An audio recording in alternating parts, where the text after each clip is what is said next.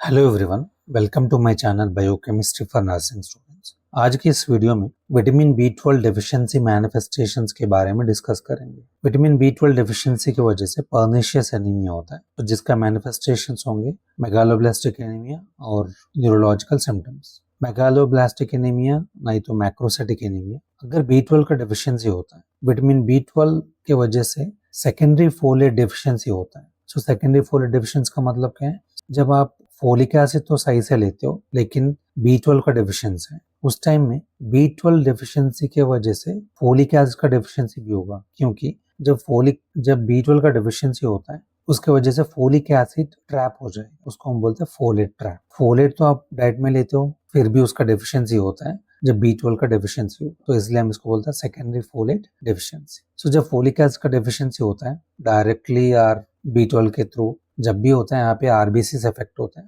जिसकी वजह से यहाँ पे मेगालोब्लास्ट फॉर्म होते हैं, उसके वजह से मेगालोब्लास्टिक एनीमिया। यहाँ पे न्यूरोलॉजिकल सिम्टम्स के लिए 2 कॉजेस होते हैं। एक होगा एक्यूमुलेशन ऑफ मिथाइल मेलानिल कोए, दूसरा होता है माइलिन सिंथेसिस में जो माइलिन बेसिक प्रोटीन होता है उसके वजह से होगा। सो जब मिथाइल मेलानिल कोए का एक्यूमुलेशन ज्यादा होता है, ये जाके माइलिन फॉर्मेशन को इंटरप्ट करता है। सो जब माइलिन फॉर्मेशन सही से नहीं होता है तो डीमाइलिनेशन ऑफ नर्वस सिस्टम होगा, उसके वजह से न्यूरोलॉजिकल सिम्टम्स होते हैं। यहाँ पे मिथाइल मेलानिल कोए और विटामिन बी 12 के बीच में रिलेशन क्या होता है? मिथाइल मेलानिल कोए अगर सक्सिनेल कोए में कन्वर्ट होना है तो इसके लिए एक एंजाइम चाहिए, मिथाइल मेलानिल कोए म्यूटेस। इस एंजाइम एक्शन के लिए कोएंजाइम का रिक्वायरमेंट होता है और वो कोएंजाइम होगा बी 12 कोएंजाइम। सो जब बी 12 का डेफिशिएंसी होता है, मिथाइल मेलानोइक कोए का प्रोसेस नहीं होगा, उसका एक्यूमुलेशन होता है, जिसके वजह से डीमाइलिनेशन हो जाए। और दूसरा काज होता है फेल्यूर ऑफ मिथाइलेशन ऑफ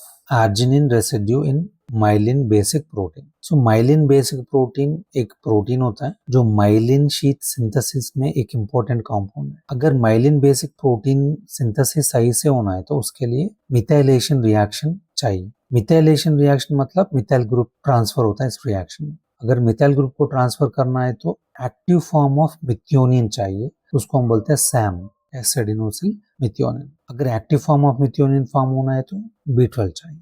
सो अगर विटामिन बी 12 डेफिशिएंसी होता है, मिथ्योनिन का एक्टिव फॉर्म नहीं होगा। जब मिथ्योनिन का एक्टिव फॉर्म नहीं होता है तब myelin basic protein synthesis effect हो जाएगा, जिसकी वजह से progressive degeneration of spinal cord होता है। सो इसके वजह से यहाँ पे न्यूरोलॉजिकल सिम्टम्स डेवलप